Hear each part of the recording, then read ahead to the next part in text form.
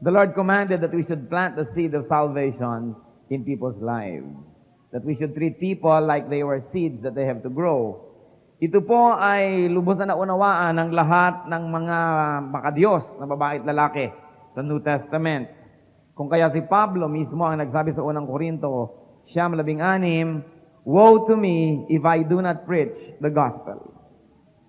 Parang sabi niya, sumpain ako kung hindi ko ituro ang mabuting balita ng kaligtasan. Kung gayon, it was commanded. Another reason why we should plant, it was exemplified by Christ and all godly men and women of the New Testament. Lahat po ng mga makadiyos na babae at lalaki, 10 ng Panginoong Hesus mismo, binakita sa atin ng halimbawa na dapat ay bawiin ang panahon, magsikap at itanim ang katotohanan sa pinakamaraming posibleng pusong pwedeng pagtaniman. At bakit pa dapat magtanim? Dahil ipinangako ng Diyos na pagpapalain niya ang gawain ito. Na magbibigay siya ng kapangyarihan upang tayo ay makapagpatotoo at makapagturo. Sabi sa Acts 1:8, "But you will receive power when the Holy Spirit comes on you, and you will be my witnesses in Jerusalem and in all Judea and Samaria and to the ends of the earth." So, siguro naman po napakalinaw na hindi na kailangang habaan pa at tinatanggap na nating lahat na dapat tayo magtanim. Sa katunayan, narito tayo dahil tayo natamnan. At kung meron pa na narito ngayon upang bungkalin at tamnan, welcome to the family. Dahil huwag niyong sasayangin ang pagkakataong ito na matamnan tayo ng salita ng Diyos. At kung tayo na may natamnan na, ay dapat tayo lumago at makapagtanim din naman. At pupunta tayo doon sa pangalawang bahagi. Dapat tayo magtanim at pagkatapos, watch it grow. Bantayan na ito ay lumago. Siyempre, hindi lang pagbabantay na tayo nakatingin passively, kundi ibig sabihin, actively participating in the growth. Ano pong ibig sabihin to watch it grow? To care for and minister to unto maturity. Pag nagtatanim tayo, alagang-alaga natin at kung bata pa yung halaman, nilalagyan natin ng munting bakod, iniingatan natin huwag tuka-tukain ng mga manok, yung mga bago niyang dahon, huwag siyang matapakan ang mga bata, huwag siyang malunod ng sobrang ulan o matigang pagka sobrang tagtuyot. Alagang-alaga. At pag tumanda na lamang yan, kuminsan ay maaari na nating medyo luwag-luwagan ang pagbabantay. Tulad din sa isang bata, alagang-alaga natin habang natuto ng gumapang at maglakad, susunod-sunod ka, hanggang matutunan na niyang alagaan ang kanyang sarili. At siyempre, kung loloobin ng Panginoon, nature will take its course, lalaki siya, magkakaroon din ng sariling anak, hanggang siya naman ngayon ang nag-aalaga. We can say that we have gone full circle dahil yung dating inaalagaan ay nag-aalaga na. So, kailangan pong bantayan natin yung mga Kristiyano na bago sa Panginoon. Kailangan bantayan natin na yung itinanim nating salita ay hindi tukain ng ibon at dagitin at kunin tulad ng sinasabi ng talinghaga sa Biblia. Kailangan ang ating itinuturo ay ating ipanalangin, ang tinuturuan ay puntahan, dalawin, kantahan, samahan, turuan ng turuan, alagaan hanggang sa siya ay lumaki. So ang talinghaga rin po to watch it grow, ang ating pakahulugan ngayon, to care for and minister unto maturity, to edify, to mature, and to perfect a believer. In other words, to watch it grow, ang ibig sabihin, discipleship. Why should we disciple? Once again, katulad po ng balangkas kanina na ginamit ko doon sa bakit dapat magtanim. Ngayon naman, bakit dapat bantayan? Because it was commanded. Utos yan eh. Marami pong inutusan sa Biblia at isa na dito si Pedro at yung utos sa kanya ay para na rin umaalingaw sa panahon, sa kasaysayan na inuutos din sa atin ngayon. So John 21:15-17, when they had finished eating, John said to Simon Peter, "Simon, son of John, do you truly love me more than this?" "Yes, Lord," he said, "you know that I love you." Jesus said, "Feed my lambs." Again, Jesus said, "Simon, son of John, do you truly love me?" He answered, "Yes, Lord, you know that I love you." Jesus said, "Take care of my sheep." The third time he said to him, "Simon, son of John, do you love me?" Peter was hurt because Jesus asked him the third time, "Do you love me?" He said, "Lord, you know all things. You know that I love you." Jesus said, "Feed my sheep." May mga iba pang malalim na mga bandang dapat arukin sa bagay na yan, subalit hindi yan ang topic natin ngayon. Ang gusto ko lamang bigyan ng pansin. ipinakita ng Panginoon na kung mahal natin siya, dapat tayong mag-aruga ng kanyang mga tupa. Dapat tayong magpakain ng kanyang mga tupa. Dapat tayong magmahal, magmalasakit sa kanyang mga inaalagaang kawan. So, it was commanded. Why else should we watch the plant? Because it was exemplified. It was expounded on. Sa buong Biblia na naman, nakikita natin ang mga propeta, taga-alaga ng mga anak ng Diyos. At ang mga apostles, ang mga disipulo, taga-alaga, taga-turo ng mga anak ng Diyos. Sa Colossians 1:28, we proclaim Him, admonishing and teaching everyone with all wisdom, so that we may present everyone perfect in Christ. At ito po ang main verse na gusto kong bigyan ng diin sa hapon na ito. Yung turo sa atin to watch it grow. Bantayan, alagaan, palakhin ang mga anak ng Diyos. Anong dahilan? Sabi dito, we proclaim Him. So sa pagbabantay, there is proclamation. Mahalaga yon. Patuloy na pagtuturo. And then sabi dito, admonishing and teaching with all wisdom. Naghihinuhod, nakikiusap, nagtuturo na punong-puno ng karunungan. At malalim pa sa karunungan yung wisdom, yung karunungang malaman kung kailan gagamitin yung alam. In other words, when we say teaching with all wisdom, ang binabanggit dito, quality teaching. At gusto ko po itong bigyan ng diin. Hindi tayo pwedeng mag-alaga ng mga anak ng Diyos, magpalaki ng mga anak ng Diyos kung hindi quality ang ating teaching. Kung yung teacher pahuli-huli, masyadong dependent sa note, hindi handa, walang quality. So ang mangyayari, ang umaattend, aantukin, tatamarin, isusumpa sa kanyang anino na hindi na siya muli babalik sa Bible study dahil nadala. Kailangan quality sa church. Gusto po natin na halimbawa magbantay, magpalaki, magpalago, dapat quality. Maraming paraan ng pagbabantay. Isa doon pagtuturo, isa yung music ministry, pag-awit. Kailangan quality. Napansin ko, ang ganda-ganda ng sound system nyo.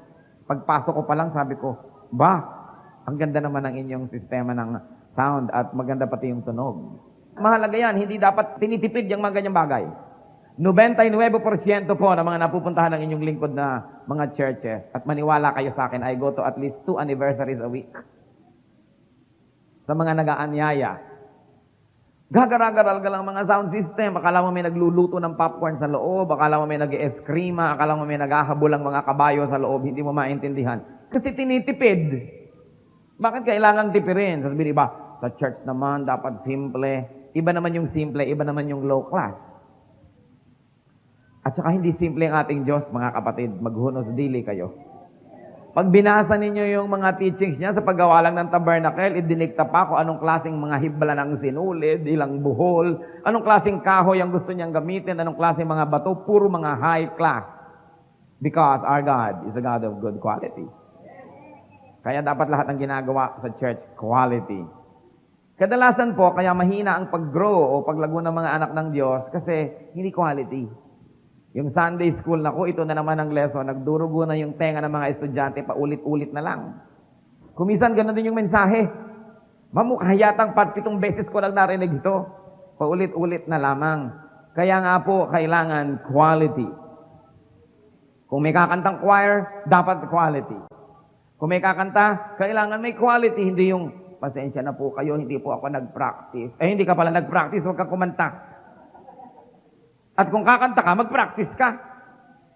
Tapos binabasa-basa yung note, sa uluhin nyo ang inyong mga kanta. Paano kayo makakapag-minister when you cannot even look to people dahil nakatingin kayo sa inyong notes?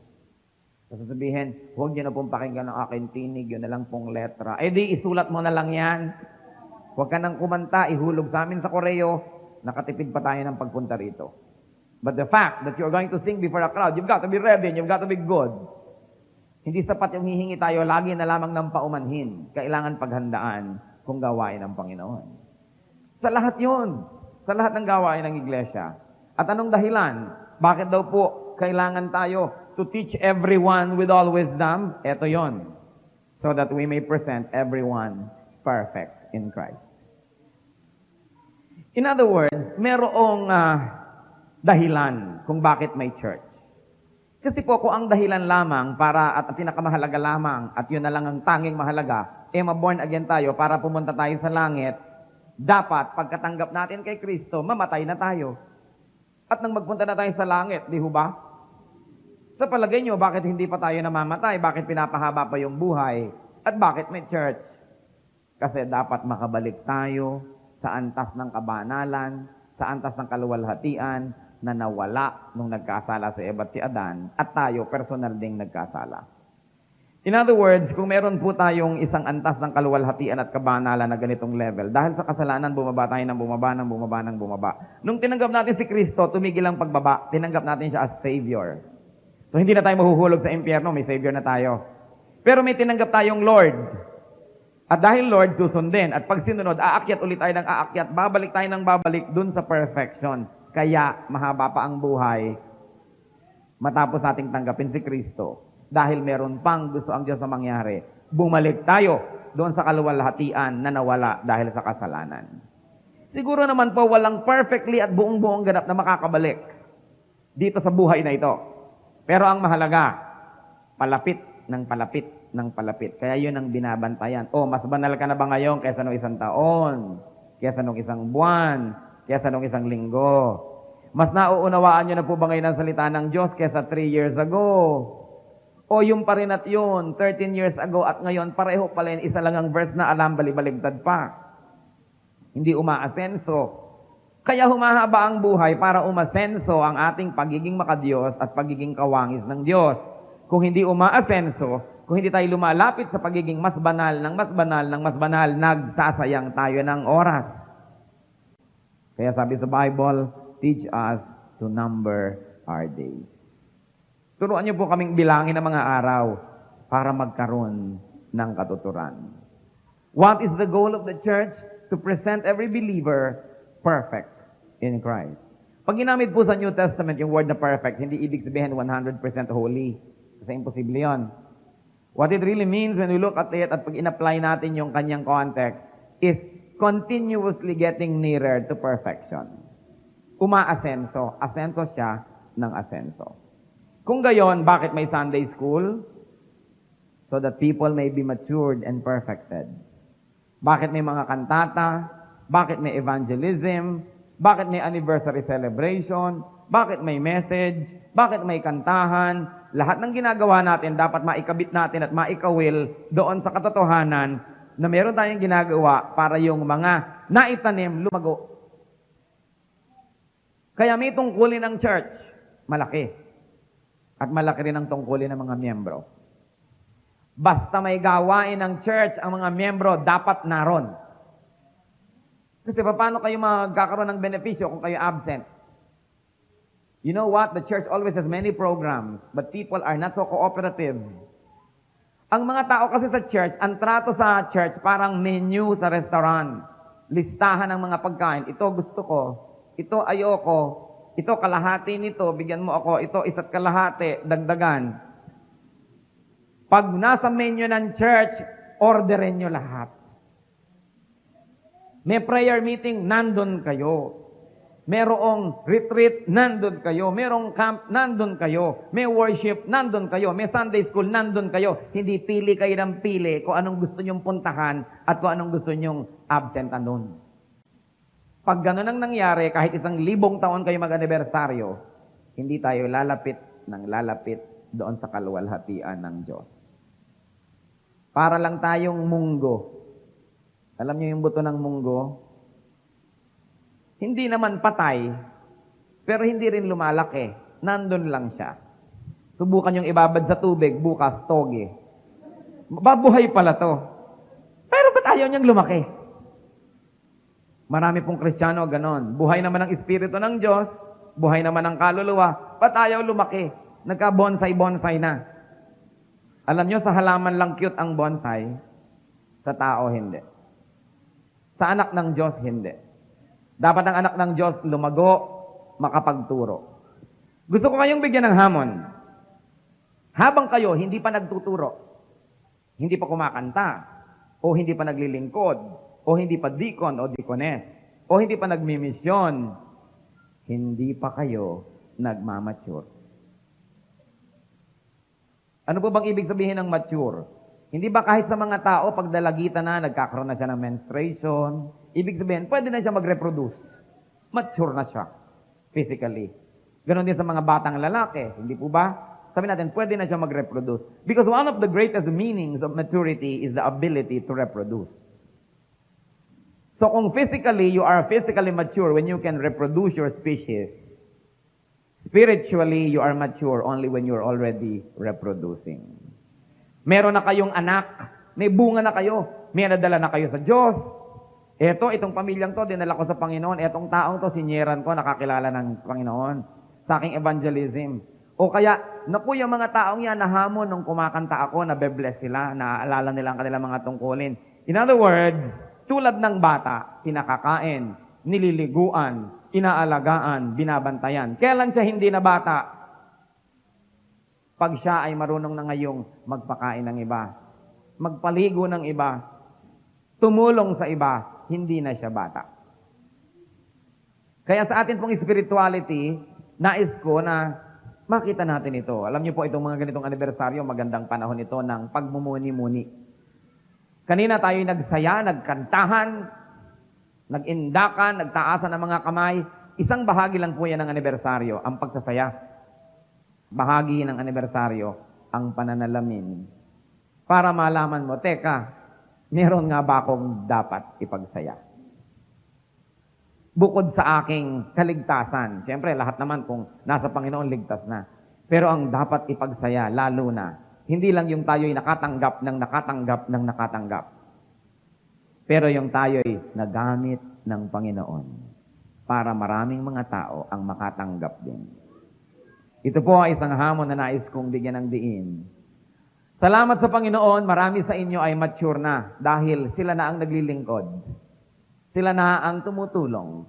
Sila na ang nagpapakain. Subalit yung mga wala pa sa ganong estado, masabi niyo ng Lord, eto na ako, namumunga, nagmamature, namumulaklak.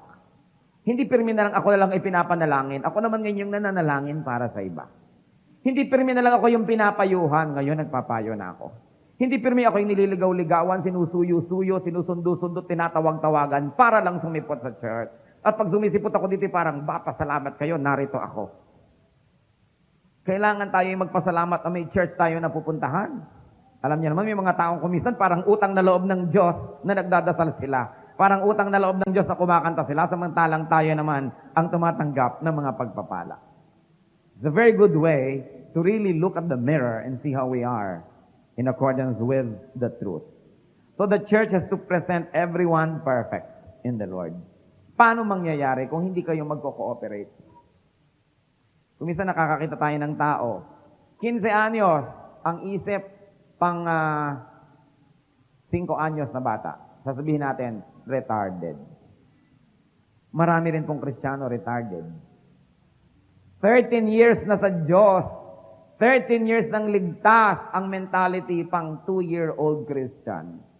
Sobrang maramdamin, lagi na lang nagtatampo, lagi mo na lamang susuyo-suyuin, isip bata po yun.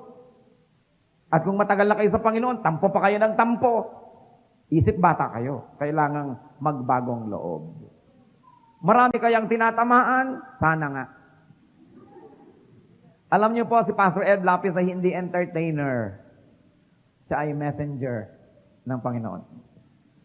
And I speak as the Spirit leads me, as the people need to hear God's message for them.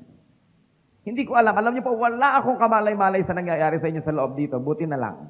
Wala akong pangingimian, hindi po ba? Wala akong pepreno-prenohan. Wala akong kaalam-alam sa nangyayari dito. Subalit gusto kong ipabatid sa inyo na ang Panginoon, gusto niya tayong matuwa sapagkat may anibersaryo tayo. Gusto niya tayong matuwa sa mga nangyari na.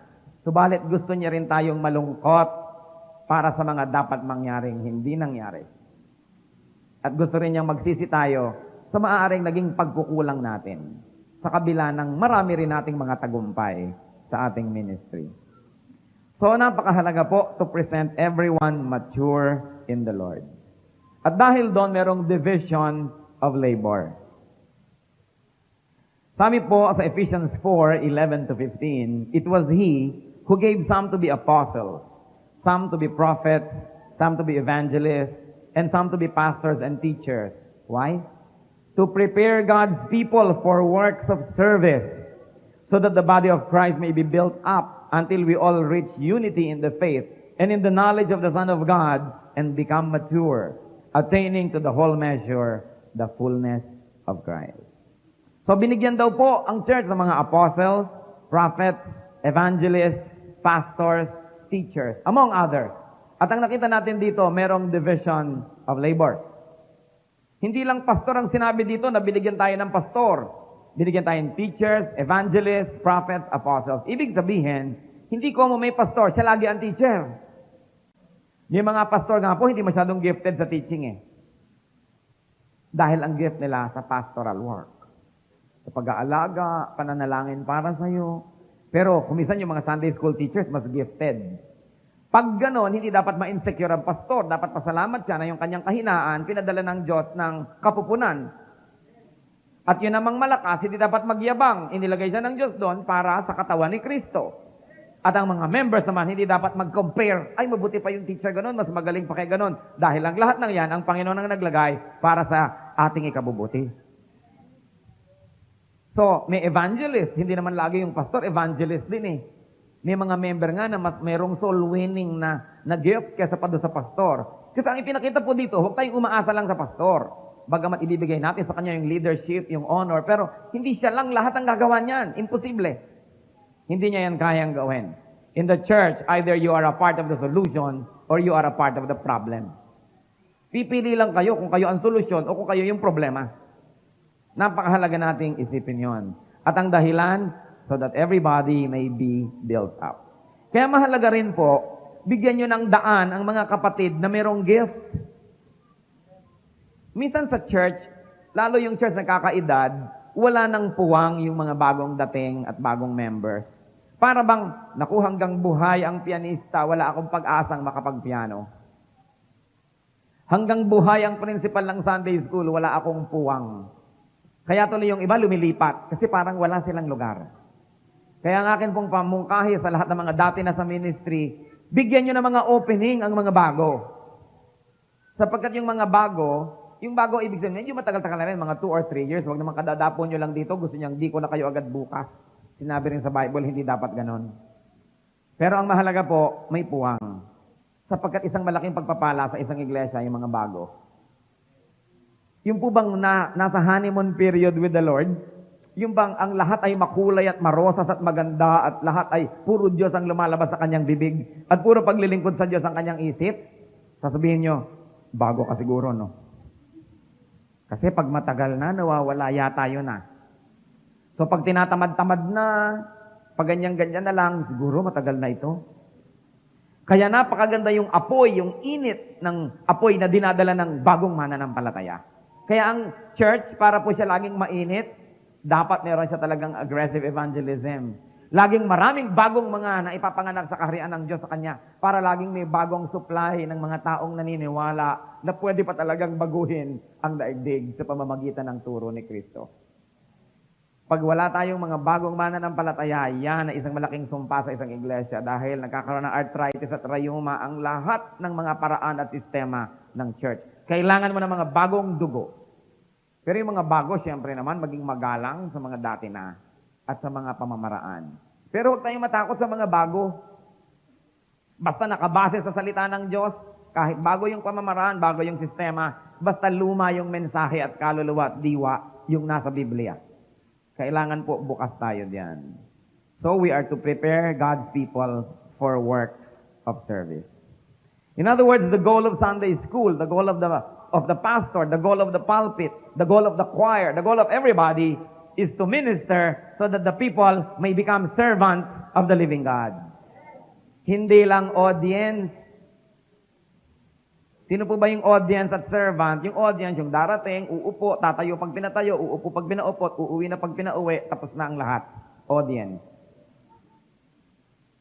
Pag kayo'y umabsent sa church ng isang buwan at wala namang nabago, tuloy pa rin ang lahat, hindi ininda, ibig sabihin audience kayo. Kasi kung talagang meron kayong papel na mahalagang ginagampanan, iindahin ang church pag wala kayo. So tingnan po natin, iniinda kaya pag wala ako?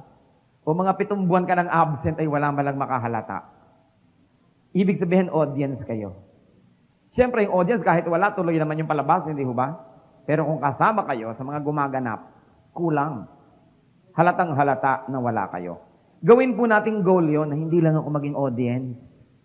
Kailangan magkaroon ako ng papel. At kailangan lumaki ang iglesia. Magkaroon ng mga anak. Gusto ko kayong batiin. Maganda ito inyong lugar. Meron kayong espasyo. Subalit ang laki-laki pa ng lugar sa labas at espasyo at napakarami pang taong lalo nasa labas kaysa nandito sa loob. Ang dami pang dapat gawin. Hindi pwede mag-relax. Hindi pwedeng audience. So we have discussed why we should watch to make it grow. Because we have a duty. The bawat halaman na itinatanim, kailangan mamunga. Natatanda ko yung tatay ko, dati may puno kami na avocado. Puputulin. Sabi ko, bakit dad? Sabi, hindi naman namumungay. Naalala ko tuloy yung nakalagay sa Bible din. Na ang Panginoon, yung chief gardener, tiningnan niya yung halaman. Sabi niya, bakit walang bunga to? Patayin na yan. Ayaw na ayaw ng Diyos nang walang bunga. Sabi nung gardener, bigyan pa po natin ng konting panahon, huhukayin ko yung lupa sa paligid, lalagyan natin ng pataba. Pagbalik niya't wala pa ring bunga, putulin na ho natin. Sino kaya dito ang kandidatong maputol? Na hinahanapan ng bunga. And I don't mean salvation naman yung puputulin. Yung grace, siguro, yung protection, yung abundance, at kung ano-ano pa, na mga bonus. Nakita nyo yung fig tree? Nung hinanapan ng Panginoon ng bunga, walang makitang bunga, isinumpa, kinabukasan na looy. Nung makita ng mga disciples, ay sila'y nasindak lahat dahil yung punong ayaw mamungang isinumpa ng Diyos na looy. Kailangan tayong mamunga. Hindi tayo dekorasyon sa planetang ito. Maraming kaluluwa ang dapat madala sa Panginoon. Huwag kayong dumarating sa church na ang bit-bit nyo lang ay kamay. Kailangan may mga bit-bit tayong kaluluwa. Mga tao, yung ibang Bible lang, hindi pa mabit-bit. Kaluluwa pa kaya ang bit-bitin. Pero meron tayong tungkulin. The church is not a theater and the people are not audiences. The church is the body of the Lord and everybody must have a part in the movement of that body.